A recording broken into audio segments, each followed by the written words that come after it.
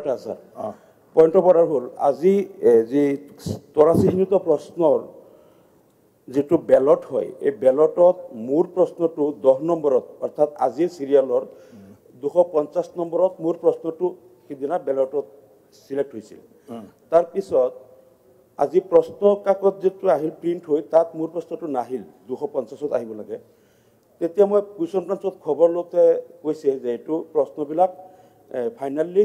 print out হোৱাৰ আগত deputy স্পিকাৰে approve কৰি দিব লাগে এপ্ৰুভ কৰাবিলাকে হয় মোৰ প্ৰশ্নটো এপ্ৰুভ নকৰিলে মই কৈছো কিয় নকৰিলে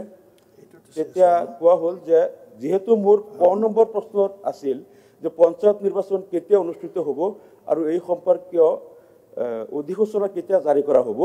এই প্ৰশ্নটো বুলি আমি খুদিব নোৱাৰো আৰু এই প্ৰশ্নটো চৰকাৰৰ হোলঠেকত পেলোৱা হয় সেই কাৰণে মোৰ প্ৰশ্নটো এপ্ৰুভ নকৰিলে ব্যালটত 10 নম্বৰত স্থান পোৱাৰ পিছতো মানে মোৰ প্ৰশ্নটো তাৰ পৰা আউট অফ 70 বুলি মানে এটো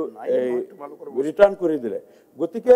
এই প্ৰশ্নটো খুদাটো অপৰাধ হৈ গল নেকি যে পঞ্চায়ত নিৰ্বাচন কেতিয়া অনুষ্ঠিত হ'ব আৰু এটো মই চাও এই কথাটো মই আজি ডিসকাশন নহয় এটা আমাৰ সদনৰ গাইডলাইনৰ হেৰিত নাছিল প্ৰশ্নটো এনে এইটো কাৰণে ৰিজেক্ট কৰাটো কোনো পদ্ধতি মই ভাবো আমাৰ প্লিজ এটো মই চাও আপুনি লিখিত